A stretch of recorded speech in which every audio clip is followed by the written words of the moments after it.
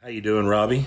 Doing good, man. So we've been hanging out tonight. We just watched a documentary about the Boggy Creek legend, Yep. the Sasquatch, Legend of Boggy Creek Monster. and which there was a movie in the 70s that came out about it that may have been one of the first times I ever heard of the Bigfoot monster Right. idea. I'll tell on my grandmother, Mama Jean. She always had the Inquirers Right, and the yeah. Stars or whatever, the Sun Times or whatever those magazines were. That's where I discovered it, and I was instantly drawn to it. Like the poster says, I want to believe. Right. And then, I started asking questions about it to my parents and people around me. Turned out there was actually a Bigfoot sighting in Natchez back in early 70s, I'm thinking. Because my brother actually saw something. He was like 5 or 6 years old. Right. Ran back into the house with his dog, got up under the bed, described it as a gorilla or hairy man walking on 2 feet. Right. You and I became friends through music and similar interests. And then one night, around a campfire, probably, we discovered that we both had a passion for Bigfoot. Right.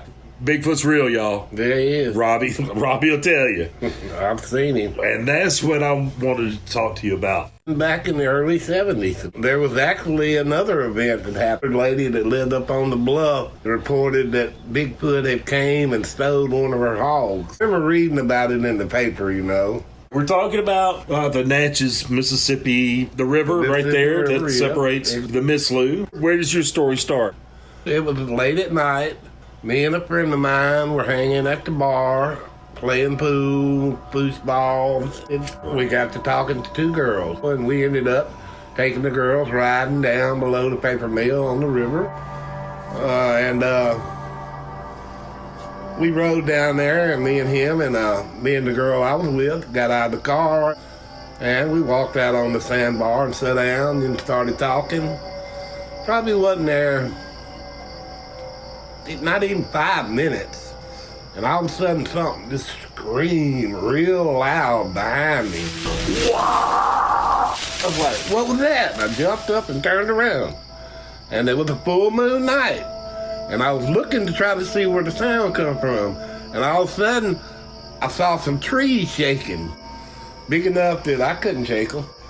And when I turned around, like I say, I noticed after a minute I focused. Full moon night, it's like daylight. And I saw what was doing it then. There was a huge, giant silhouette of a human-type figure, huger than any human could ever be. And he was shaking the trees. As soon as I focused on him, it was like he was looking at me and he realized it, And he let out a holler that every hair on my body stood up, man. And it started out like this. It went...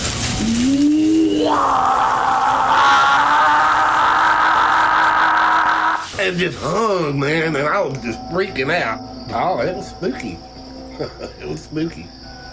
It was a weird sound because it started out like in a growl and went from a growl to a scream. It was like super loud, man, And right there and shaking the trees, man, and I just freaked out. I hauled ass.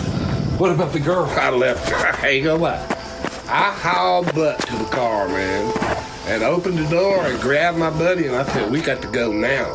Of course, the girl, she come running out behind me, but I wasn't even thinking about her, We got in the car, and he cranked it up, and he's like, what's going on? What's going on? I'm like, I don't want to talk about it. Just go, man. Just drive.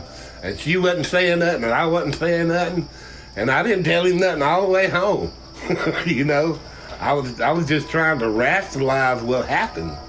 In my brain and stuff, because it literally scared me more than I've ever been scared in my life, man. I'm going to be honest with you. So you've had some time to really reflect on it? Oh, yeah, I think about it all the time. Especially when I'm in the woods. I'm always looking now. When I'm in the woods. It has had a lasting effect. Yeah, definitely. And I've been curious about Bigfoot ever since, From the time I seen him, I've always believed in him. I mean, it was nothing else it could have been. And I mean, like we were almost face to face. Yeah, because he was huge. Like I say, he's probably 8, 9 foot tall, man. He was huge. It seems like, because I'm thinking maybe he was traveling the river. Other incident happened way up the river, 4, 5, 6 miles up the river on the river bluff. And they hang around water. A lot of people may not know this, but I know you do. The very first written account of a Bigfoot sighting in North America happened right here. Right here in Natchez, Mississippi. Yep. The following is a passage from a book called Charlevoix, Louisiana. It's from the journal of Pierre-François Xavier de Charlevoix, a French Jesuit explorer. The first night I lay in the settlement, there happened a great alarm about 9 o'clock in the evening. Upon asking the reason of it, I was told there was, in the neighborhood, a beast of an unknown species, of an extraordinary bulk, and whose cry did not in the least resemble that of any known animal. Nobody, however, could say he had seen it, and they formed a judgment of its size entirely from its strength. It had already carried off some sheep and calves, and even worried some cows. I told those who gave me this account that an estranged wolf might very well have done all this and that. As to its cry, people were deceived in these matters every day. I could persuade nobody. They still would have it that it was some monstrous beast. It was heard again, and everyone ran out, armed with what he could find, but it was to no purpose. December 25, 1721. Say goodnight, folks. Good night, folks.